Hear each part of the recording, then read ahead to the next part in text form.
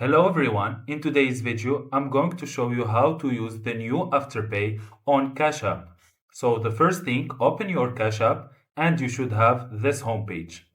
Then click on the bottom left icon, which is $30 for my case here, but if you don't have money it should be showing a bank icon. Just click on the bottom left icon.